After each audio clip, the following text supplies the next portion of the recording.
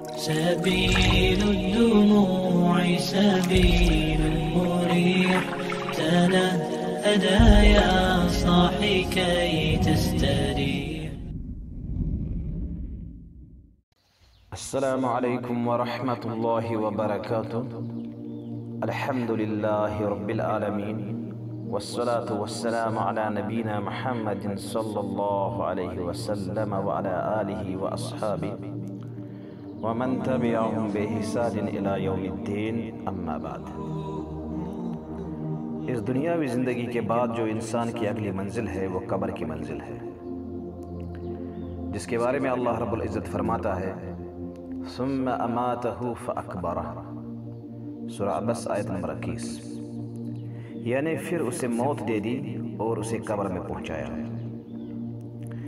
چونکہ زندہ لوگوں کی طرف سے قبروں کی زیارت کرنا اسلام میں مشروع ہے، اور اس میں صاحب قبر کے ساتھ ساتھ زیارت کرنے والے کے لیے فوائد کی حصولگی کے امکانات بھی موجود ہیں. زیارت قبور کے حکم کے بارے میں جہاں تک مردوں کا معاملہ ہے تو ایسا ان کے لیے مستحب ہے، جیسے کہ علماء کا اس پر اتفاق رہا ہے اور اجماع ہونے کو نقل بھی کیا گیا ہے، جیسے کہ الشرح الکبیر جلد نمبر 2 صفحہ نمبر 426 پر شمس الدین ابن قدامہ کا قول ہے. وہ کہتے ہیں لا نعلم خلافا بین اہل العلم فی استحباب زیارت الرجال القبور،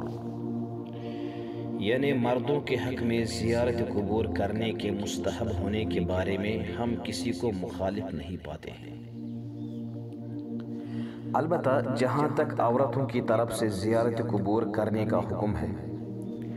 تو اس بارے میں علماء کے 3 قسم کے اقوال ہیں، جن میں سے پہلا قول یہ ہے کہ عورتوں کی طرف سے زیارت قبور کرنا مکروہ ہے. یہ شافعیہ کا، حنابلہ کا، ایک قول کے مطابق حنفیہ کا اور ایک قول کے مطابق مالکیہ کا ماننا ہے، جبکہ اس پر الاستذکار جلد نمبر 1 صفحہ نمبر 184 پر ابن عبد البر علماء کے اس نظریہ پر اتفاق ہونے کا ذکر بھی کرتے ہیں. اس بارے میں ان کے دلائل یوں ہیں. صحیح بخاری کتاب الجنائز میں آیا ہے کہ ام عطیہ رضی اللہ عنہ نے کہا نحینا عن اتباع الجنائز ولم یؤذم علینا،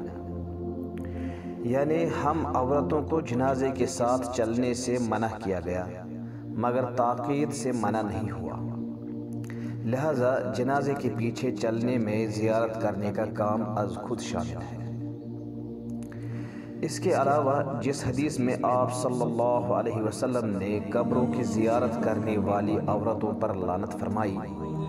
اس بارے میں کچھ علماء کا کہنا ہے کہ یہ کثرت سے زیارت کرنے والی عورتوں کے متعلق آیا ہے، جبکہ جواز ہونے کے بارے میں وہ حدیث بھی پیش کرتے ہیں جو بطور دوسری دلیل بھی ہے کہ امی عائشہ رضی اللہ عنہ جب آپ صلی اللہ علیہ وسلم کے پیچھے پیچھے بقی کے قبرستان تک گئی اور پھر واپس آ کر آپ صلی اللہ علیہ وسلم سے اصحاب قبور کے حق میں دعا کے بارے میں پوچھا تو آپ صلی اللہ علیہ وسلم نے ان کو قبر والوں کو سلام کرنے کی تعلیم دی.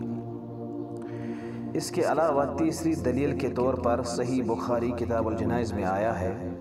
کہ انس بن مالک رضی اللہ عنہ کہتے ہیں کہ نبی کریم صلی اللہ علیہ وسلم ایک عورت کے پاس سے گزرے جو ایک قبر پر بیٹھی ہوئی رو رہی تھی، تو آپ صلی اللہ علیہ وسلم نے اس سے فرمایا اتقی اللہ واصبری، یعنی اللہ سے ڈرو اور صبر کرو. لہٰذا ان دلائل کے اعتبار سے ان علماء کے نزدیک حرام نہیں ہے، البتہ یہ مکروہ ہونے کے قائل ہے.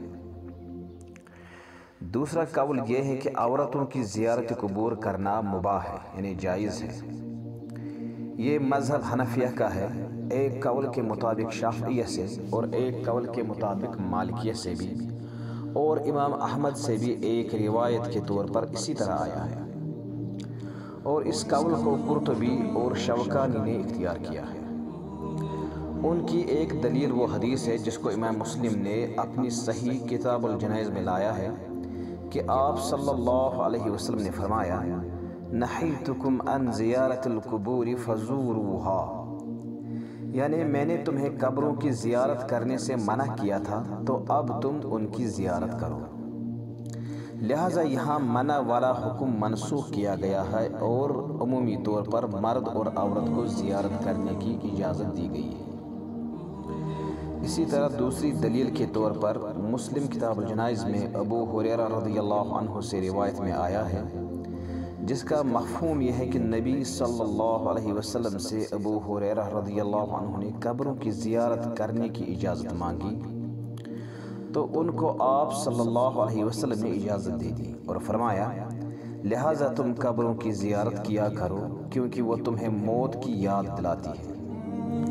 لہٰذا اس حدیث کے طور پر علماء کا کہنا ہے کہ موت کی یاد دلانے کی حکمت مرد اور عورت دونوں کے لیے ہے،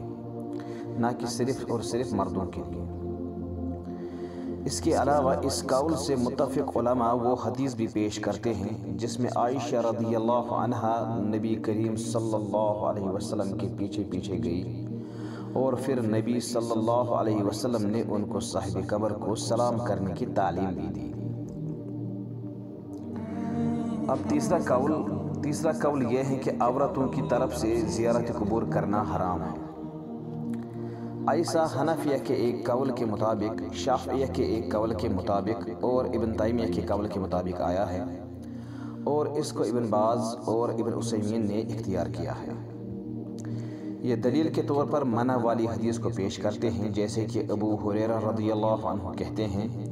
ان رسول اللہ صلی اللہ علیہ وسلم لعن زوارات القبور، یعنی رسول اللہ صلی اللہ علیہ وسلم نے قبروں کی بہت زیادہ زیارت کرنے والی عورتوں پر لعنت کی ہے۔ اس کے علاوہ وہ حرام کا ذریعہ بننے کے لیے اس فعل کو جائز نہیں مانتے ہیں، جیسے ان کا بے صبری کا مظاہرہ کر کے رونا اور اسی طرح مرد عورت کا اختلاط ہونا وغیرہ وغیرہ۔ خلاصہ یہ ہے کہ مرد کے حق میں زیارت قبور کرنا جائز ہی نہیں بلکہ مستحب ہے، جبکہ عورتوں کے بارے میں مجھے یہی معلوم ہوتا ہے کہ یہ مکروہ ہے، کیونکہ اس پر منع اور اجازت کی دونوں طرح کی احادیث موجود ہیں، اور زیادہ بہتر یہی ہے کہ عورت زیارت قبور کرنے کے بجائے ان کے حق میں دعا و استغفار کرے،